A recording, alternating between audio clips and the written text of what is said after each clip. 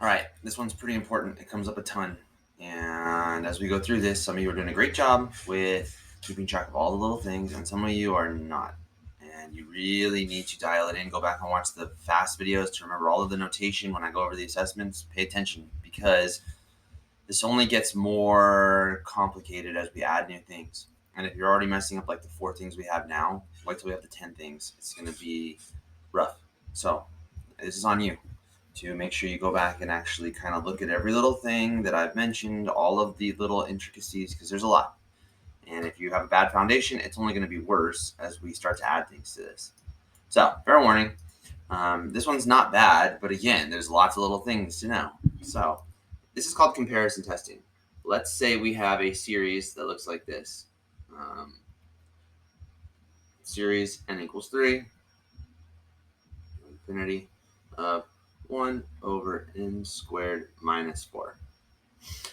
Okay, so in the last homework, I said something along the lines of, well, does this minus 4 really change anything about the series? If you were to write it out, wouldn't it have a similar growth rate to 1 over n squared? And the answer is yes. Hopefully you're starting to see that it's the biggest power in the numerator and the biggest power in the denominator that really matters. All of these subsequent terms and powers that are less in magnitude don't really matter. So essentially what we're doing in this section is just ignoring the other terms that don't affect the overall growth rate. So in this case, we would do something like compare with, and the goal is to compare with a series that you know something about, which in this case would be 1 over n squared. We're going to dump the lower power terms. And at this point, now we're back into the previous lessons because you should know something about this series. We know that this series is a p series with p greater than 1. Therefore, this one converges, which means this one converged to 2. That's the idea. You're just comparing the series with another series, and then based on what that series does, you know what this series does. That's the idea. It's really not too complicated. So, another example would be something like this. Limit as n approaches infinity of n to the 5th minus 2n squared plus 7n over n to the 7th plus 9n to the 5th plus 2n. Okay. Oh, wait, not limit. Oops. I don't know what I'm doing. Series. N equals 1 to infinity. Okay, looks complicated. And you don't want to find partial sums of this. And on this point, we're really not going to be finding partial sums. So instead, all I'm asking about is the convergence. So you look, and really, you don't care about any of these terms. So you would say, compare with. And you have n to the 5th over n to the 7th. But we know that that just simplifies to, oh my gosh, that same series we just dealt with from problem 1. And then again, you're back in this world. State that it's a p series. You cannot just say converges, diverges. You have to tell me how you know. P is greater than 1, therefore converges, which means this one also converges. Yeah, not too complicated. Oops. So, let's look at one that might be a little more complicated. How about one like this? N equals 1 to infinity, n to the 5th plus 5n squared, all over to 5. All over the cubed root of n to the 10th plus 7n to the 5th. Okay. Well, this one looks really complicated. The question is, oh, it's interesting. Not to the 5th, just 7n. Yeah. Okay, so n to the 5th plus 5n squared over the cubed root of n to the 10th plus 7n. So we are going to compare with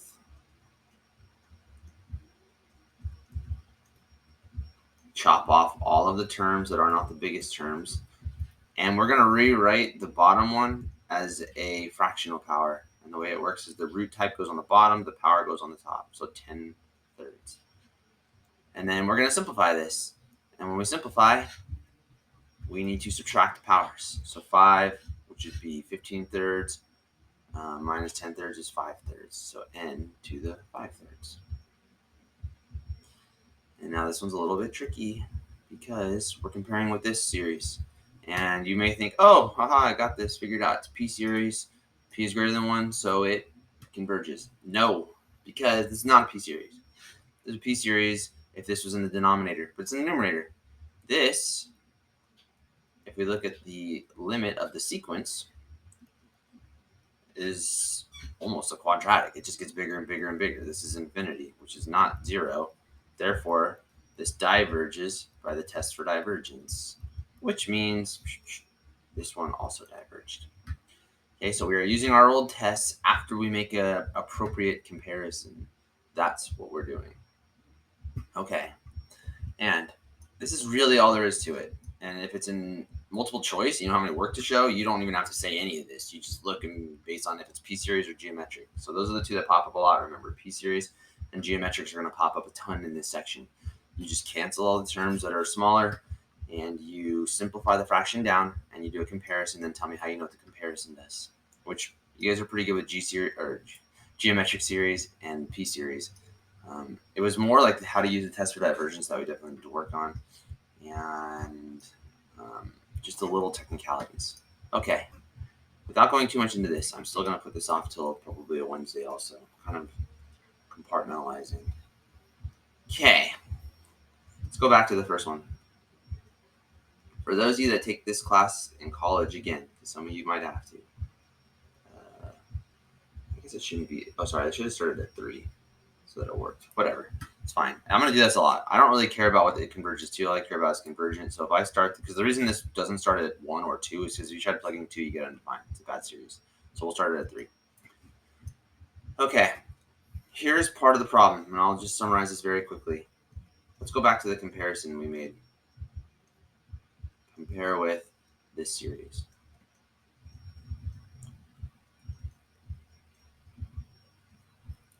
If I were to compare this series, I promise you they both converge. This one is a P series. Practically, the -4 doesn't really matter. But technically, we're breaking a rule that I'm not going to get too much into because it doesn't come up in this class, but it is important to know. This is called a direct comparison. And there's a rule for doing a direct comparison. When you're doing a direct comparison and you're trying to prove convergence, you have to compare to a series that is bigger term for term than the series you're comparing to. So we would need it to be the case that, okay, if we're comparing to 1 over n squared and 1 over n squared minus 4, and we want to prove convergence, we would need to show that 1 over n squared is bigger. Because if this series is bigger, then think of it as like, okay, if it's bigger and it has a sum, then a series that's smaller than it, each term for term, also is going to have to converge. So if we know the bigger one converges, the smaller one's going to have to converge too. So we're looking for one that is bigger than the original series. That's the only real rule. So it doesn't have to even be matching powers, which is kind of like one of the homework problems I gave you. But that's the idea. So in this case, it's actually a bad comparison because if we look, this series would have been 1 over 5 plus, if we plug in 2, 3, 4, sorry, we get 1 over 12 plus. If we plug in 3, we get 1 over 23. And this series is 1 over 9 plus, plug in 4, 1 over 16 plus 1 over 25. If we look at the fractions, this one is smaller than this one term for term. 1/9 is smaller than 1/5. 1/16 is smaller than 1/12, and so on. So in reality, this is a bad direct comparison. But for our class, it's fine because as long as we do this correctly and cancel out terms, we're not breaking any rules. It's when you change the type, like I kind of do in the homework problem, where you really have to make sure your comparison is actually legitimate. It doesn't come up a lot in this class. But here is something we definitely need to know. I'm only going to do one example of this, and then we'll practice a lot. If you need to prove your comparison was good, how you spell comparison? It looks really wrong. Wow. Comparison. There you go. Was good. So like on the AP test, if this happened to pop up on a free response, I think I've seen it one time, but they did add it into the curriculum a couple years ago on purpose. So if you need to prove your comparison was good, do not use direct comparison because you're probably going to mess it up because I'm not doing a good job of making you do this rigorously. So do not use direct comparison. Use something else called limit comparison. Limit comparison is pretty basic, but it's a lot of work to show for something that's pretty obvious. So let's walk through what I would do if I came across this problem. And this is like a FRQ. So n equals 3 to infinity 1 over n squared minus 4. Okay, based on direct comparison, I would compare to 1 over n squared. P, it looks like a P series. P is greater than 1, so that converges. So that means this converges. Great. But you can't write all that because AP test won't take that as mathematically rigorously accurate. So instead, we're going to use the limit comparison test. And here's how you do that. You would say limit comparison test.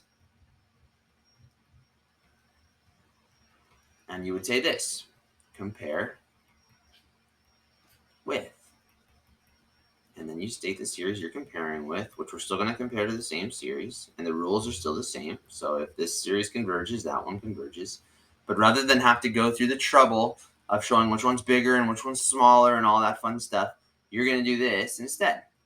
You're going to take the limit as n approaches infinity of one of them divided by the other. It doesn't even matter which order you do this in. So either one can go on top. So we'll take for our purposes, we'll take the original and put it on top, divided by the one you compared it to. So right here, we are using a limit to infinity.